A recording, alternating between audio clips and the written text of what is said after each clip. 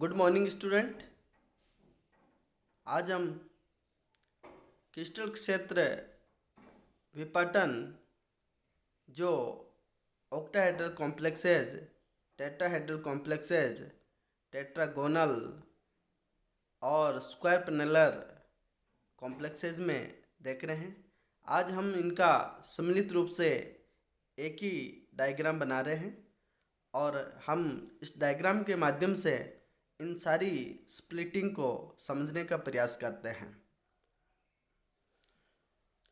First, octahedral complexes में splitting देख रहे हैं। आइसोलेटेड सेंट्रल एटम है जो डी ऑर्बिटल है वो विलगित अवस्था में है। इस स्थिति में इसके पास कोई भी लिगेंड नहीं है। ऑक्टाहेड्रल कॉम्प्लेक्स बनाने के लिए जैसे ही 6 इलेक्ट्रॉन डी जो सेंट्रल एटम है उनके पास आता है तो इसका जो एनर्जी लेवल है वो थोड़ा बढ़ जाता है। ये हाइपोथेटिकल एनर्जी लेवल होता है और इसको हम DSSF से डिनोट करते हैं, जो D orbital spherically symmetrical field बोलते हैं इसमें। और जो डी ऑर्बिटल हैं, जो पांचों डी ऑर्बिटल हैं, वो दो भागों में स्प्लिट हो जाते हैं ऑक्टाहेड्रल कॉम्प्लेक्सेस में। जो लोअर एनर्जी वाला T2G और हायर एनर्जी वाला EG ग्रुप के अंदर ये डिवाइड हो जाते हैं और इन दोनों की जो बीच में गैपिंग का जो एनर्जी का अंतर होता है इनको हम डेल ओ से प्रदर्शित करते हैं। ऊपर वाली जो एनर्जी होती हैं वो 6dq और जो एवरेज एनर्जी है उससे नीचे वाली एनर्जी -4dq से प्रदर्शित करते हैं। जब हम ऑक्टाहेड्रल स्प्लिटिंग के बाद अगर फर्दर और स्प्लिटिंग होती हैं, जो यहाँ पर हम ये ऑक्टाहेड्रल कॉम्प्लेक्स बना रखा है और ये जो जेड एक्सिस है अगर इनकी लेंथ बढ़ा देते हैं, इनको बढ़ाने से जो जेड एक्सिस हैं उन जेड एक्सिस की तरफ आने वाले लिगेंड के ऊपर रिपल्सन बहुत कम लगेगा। इस स्थिति में जो जेड एक्सिस वाले लिगेंड होते हैं उनका जो एनर्जी लेवल होता है वो कम हो जाता है, यानी कि जिस ऑर्बिटल के अंदर जेड एक्सिस प्रेजेंट है उनका एनर्जी लेवल कम हो जाएगा और जेड जो एक्सिस हैं वो आउटर साइड में चले गए, तो इसलिए यहाँ पर जेड आउट बोलते हैं। ठीक है, और इसे जॉन टेलर डिस्टोर्शन के नाम से जानते हैं। ये जो स्ट्रक्चर बनती हैं वो टेट्रागोनल स्ट्रक्चर बनती है। यहाँ पर हम जो T2G था इसके अंदर एक और स्प्लिटिंग हुई और यहाँ पर देखो DXZ और DYZ इनके अंदर रिपल्सन कम होने की वजह से इनका एनर्जी लेवल घट जाता है। जिसमें जेड एक्सिस प्रेजेंट नहीं है वो DXY इनका एनर्जी लेवल थोड़ा सा बढ़ा हुआ रहता है। इसी तरह से EG के अंदर भी हम दो ऑर्बिटल आते हैं DX2Y2 और DZ2। तो DZ2 का एनर्जी लेवल थोड़ा घट जाएगा क्योंकि इनके बीच रिपल्सन कम है, ये जो डिस्टेंस होती है ज़्यादा होने की वजह से। और इसी तरह से जो DX2Y2 है उनके बीच में इनकी एनर्जी थोड़ी सी जो एवरेज एनर्जी है उनसे बढ़ जाती है। तो ये एक और जो ऑक्टाहेड्रल कॉम्प्लेक्सेज होते हैं उनके बीच में एक और स्प्लिटिंग होने की वजह से ये जो स्ट्रक्चर बनती हैं वो यहाँ टेट्रागोनल के लिए ये स्प्लिटिंग होती हैं। यहाँ पर जो इनका एनर्जी गैप होता है प्लस हाफ, इसको हम डेल 1 से डिनोट कर रहे हैं। तो ऊपर वाली जो एवरेज एनर्जी है ये इनको प्लस हाफ डेल 1 और जो यहाँ एवरेज एनर्जी से नीचे जो ऑर्बिटल आ रहा है उनके लिए एनर्जी का मान -हाफ और डेल 1 रहेगी। इसी तरह से यहाँ पर जो T2G की दो बार जो स्प्लिटिंग हुई है d x z d y z, इनका जो एवरेज एनर्जी से जो एनर्जी अंतर आता है वो -1/3 डेल टू, और इससे ऊपर वाली जो एवरेज एनर्जी से ऊपर वाली जो एनर्जी है वो 2/3 डेल टू के नाम से प्रदर्शित करते हैं। अगर जब हम जेड एक्सिस को और बढ़ा देते हैं तो इनके बीच रिपल्सन नेक के बराबर हो जाएगी। इस स्थिति हम इनको हटा देते हैं तो जो स्ट्रक्चर बनती है वो स्क्वायर प्लेनर कहलाएगी, और उस स्थिति में जो जेड एक्सिस है उनकी एनर्जी लेवल और कम हो जाएगा। क्यों? क्योंकि वहाँ पर जो उनके जेड एक्सिस के बीच की जो डिस्टेंस है वो काफ़ी ज़्यादा हो गई है। जो अगला जो स्प्लिटिंग होती है वो स्क्वायर प्लेनर के लिए होती हैं, और ये स्क्वायर प्लेनर का डायग्राम हमने बना रखा है, और जिसमें जेड एक्सिस है उनके एनर्जी लेवल को यहाँ पर हमने और कम कर दिया है, d x z d y z. इसी तरह से यहाँ पर जो जिसमें जेड एक्सिस नहीं है उस ऑर्बिटल की एनर्जी लेवल थोड़ी बढ़ जाती है, तो यहाँ पर इसको थोड़ा एनर्जी को बढ़ा दिया है तो डी एक्स वाई कहलाएगी। इसी तरह से जो अपने इजी ऑर्बिटल थे उनका डी जेड टू और d x square y square, तो इसमें जेड एक्सिस प्रेजेंट नहीं है तो इसका एनर्जी लेवल को थोड़ा बढ़ा दिया हमने, तो ये वाली d x square y square रहेगी। इससे जो नीचे वाली जो डी जेड स्क्वायर थी उसके एनर्जी को थोड़ा सा और घटा देना है, तो एक तरह से ये यहाँ पर क्रॉस कर गई है ना, तो डी जेड स्क्वायर ये इसका एनर्जी लेवल होता है। तो ये स्क्वायर प्लेनर के लिए स्प्लिटिंग और साथ में इनका जो ऑर्बिटल है उनका एनर्जी लेवल है डायग्राम है। और इसी तरह से अगर हम जो टेट्राहेड्रल कॉम्प्लेक्स में देखते हैं तो वहाँ पर जो स्प्लिटिंग होती हैं वो ई और T2 के बीच में होती है, क्योंकि जो लिगेंड आता है 4 लिगेंड वो बिटवीन द एक्सिस आता है, इसलिए जो T2 है ऑर्बिटल उनके बीच रिपल्सन ज़्यादा होता है, और इस वजह से T2 की जो एनर्जी होती है वो ई से ज़्यादा देखने को मिलती है। तो हमें यहाँ पर इसका जो टेट्राहेड्रल कॉम्प्लेक्सेस होते हैं उनका जो क्रिस्टल स्प्लिटिंग है वो इस तरह का डायग्राम देखने को मिलता है।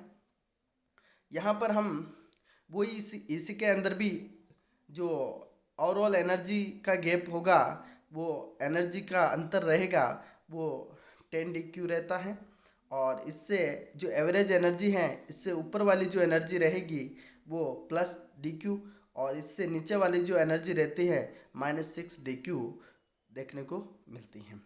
तो ये ओवरऑल हमने चारों टाइप के जो क्रिस्टल स्प्लिटिंग है और चारों टाइप की जो कॉम्प्लेक्स होते हैं उनके अंदर देखा है। अब इनके अंदर जो एनर्जी लेवल हैं वो देखते हैं। डिक्रीजिंग ऑर्डर देख रहे हैं क्रिस्टल स्प्लिटिंग का, जो ऑर्बिटल हैं उनकी डिक्रीजिंग ऑर्डर का ऑर्डर देख रहे हैं ऑर्बिटल की। तो यहाँ पर देखो सबसे ज़्यादा इन कॉम्प्लेक्स की बात करते हैं तो यहाँ पर जो स्क्वायर प्लेनर कॉम्प्लेक्सेज हैं उनकी एनर्जी लेवल सबसे ज़्यादा है ना। यहाँ से नीचे से ऊपर की तरफ जाओगे तो ये एनर्जी लेवल को बताता है।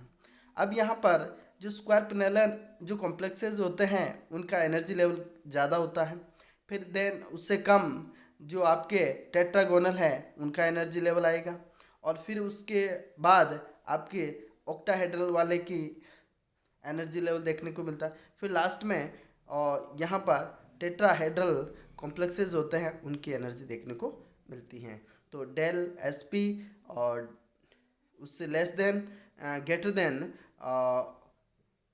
डेल टेट्रागोनल, और उससे ग्रेटर देन डेल O, फिर ग्रेटर देन डेल T होता है।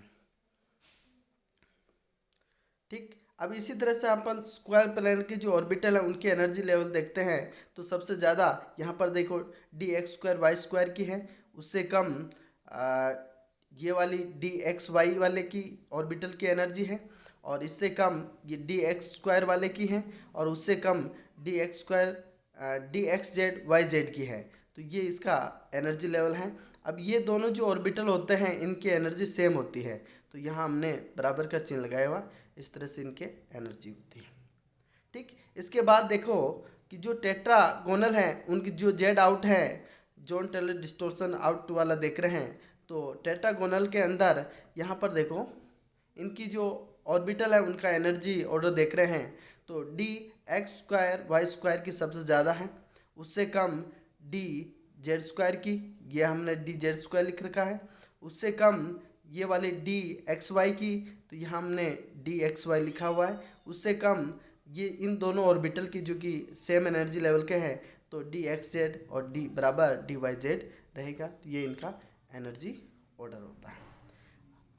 सेम ऑक्टाहेड्रल के अंदर देखते हैं तो ईजी की सबसे ज़्यादा, फिर उससे कम T2G की, ठीक है। और या फिर हम यूँ कह सकते हैं कि ईजी की सबसे ज़्यादा एनर्जी है और इसके बाद DSSF की, फिर उससे कम T2G ऑर्बिटल की और उससे कम आइसोलेटेड वाले की सेंट्रल एटम की एनर्जी लेवल होती है ना।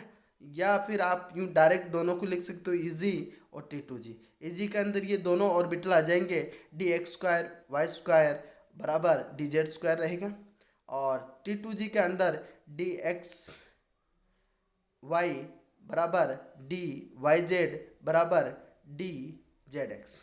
इस तरह से आप इनको एनर्जी ऑर्डर में लिख सकते हैं।